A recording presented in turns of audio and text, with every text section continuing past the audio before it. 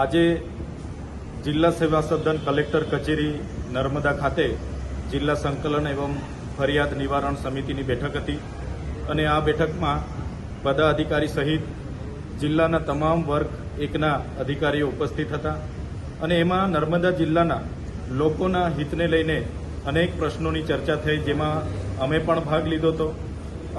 જે પ્રકારે અમે ભાગ લીધો એમાં નર્મદા જિલ્લામાં જે પોષણ સુધા યોજના અંતર્ગત જે આંગણવાડીમાં મેનુ કયા પ્રકારનું છે એ બાબતનો પ્રશ્ન હતો. ત્યારે એ મેનુ અને એક વિદ્યાર્થી દીઠ, એક બાળક દીઠ કેટલી રકમ સરકાર દ્વારા આપવામાં આવે છે, તો 25 રૂપિયા જેટલી રકમ આપવામાં આવે છે અને એના જે મેનુ પ્રમાણે એના જે દર અઠવાડિયે એમને પીરસવાનું હોય છે એ બાબતની અને એમના જે ફૂડ બિલ છેલ્લા 3 થી 4 મહિનાથી પેન્ડિંગ છે એને સત્વરે એનું નિરાકરણ આવે એવી વાત કરી છે. એની ગ્રાન્ટ હાલમાં નથી, ગ્રાન્ટ આવે એના ચૂકવણા થશે એવું જણાવવામાં આવ્યું છે. એ જ પ્રકારે નર્મદા જિલ્લામાં એને ખેતીની જમીન કેટલી એને કરવામાં આવી છે, એમાં 73 એની કેટલી એને અને વેચાણ કરવામાં આવી છે એ બાબતની પણ આજે ચર્ચા થઈ છે. એ જ પ્રકારે નર્મદા જિલ્લામાં આદિમ જૂથના વર્ગ પર જે આવાસની યોજના છે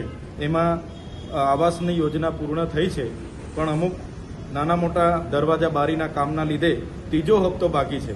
તો એની પણ માન્ય નિયામકશ્રીએ કીધું છે કે માર્ચ એન્ડિંગ સુધીમાં એમને પણ ત્રીજા હપ્તા પણ ચૂકવણા કરવામાં આવશે. એ જ પ્રકારે પ્રધાનમંત્રી આવાસમાં ત્રીજો અને ચોથો હપ્તો જે બાકી છે, તો જેટલા પણ લોકોના પૂર્ણ થયા છે એમને પણ ત્રીજો અને ચોથો હપ્તો ચૂકવવામાં આવશે એ બાબતની ચર્ચા થઈ છે. એ જ પ્રકારે ઉચ્ચ અભ્યાસ કરતા વિદ્યાર્થીઓને જે પોસ્ટ મેટ્રિક શિષ્યવૃત્તિ મળે છે એમાં અનુસૂચિત જાતિ, અનુસૂચિત જનજાતિ એમાં 8,100 અરજીઓ મંજૂર કરવામાં આવેલી છે જિલ્લામાં.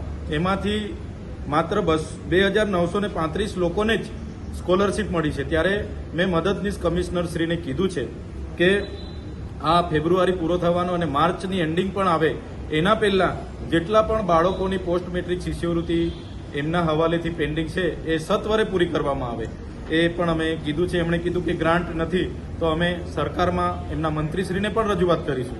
આદિજાતિનું આટલું મોટું બજેટ છે ને અહીંયા ગ્રાન્ટ ના હોય એ તો ના ચાલે, એટલે અમે મંત્રી અને સરકારને પણ વિધાનસભામાં આ બાબતનું ધ્યાન દોરીશું.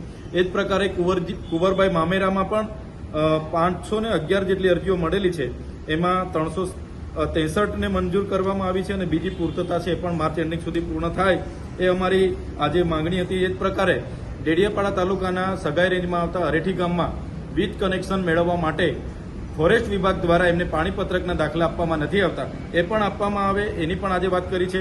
વન વિભાગનું જેટલું પણ કામ હોય, એ ચાહે વન તલાવડી હોય, એ ચાહે વૃક્ષારોપણ હોય, વનીકરણ હોય, એમાં મશીનરીની જગ્યાએ માનવીઓને જ્યાં પણ માણસો છે એમને રોજગારી પૂરી પાડવામાં આવે એની પણ આજે ડીસીએફ સાહેબ સાથે ચર્ચા થઈ છે. એ જ પ્રકારે જે ખામથી ગાળદા, ડેડિયાપાડાથી ચીકદા, શંભુનગરથી ડેડિયાપાડા, ડેડિયાપાડાથી માલસામોટ રોડ પરના બ્રિજો અને ફુલસરથી દુથર જે વન વિભાગ દ્વારા કામો અટકાવવામાં આવ્યા છે એમને પણ 2 દિવસની અંદર ચાલુ કરવામાં આવશે એવી માન્ય ડીસીએફ શ્રી દ્વારા અમને બાહેધરી આપવામાં આવી છે. આમ નર્મદા જિલ્લાના વિકાસ માટેના એમના કોઈ યોજનાકીય રીતે જે પણ કામો અધૂરા છે, અટકેલા છે, માર્ચની અંતિમ સુધીમાં બધા પૂર્ણ થાય એ પ્રકારની રજૂઆત અમે જિલ્લાના વહીવટી તંત્રને આજે સંકલન બેઠકમાં કરી છે. ધન્યવાદ.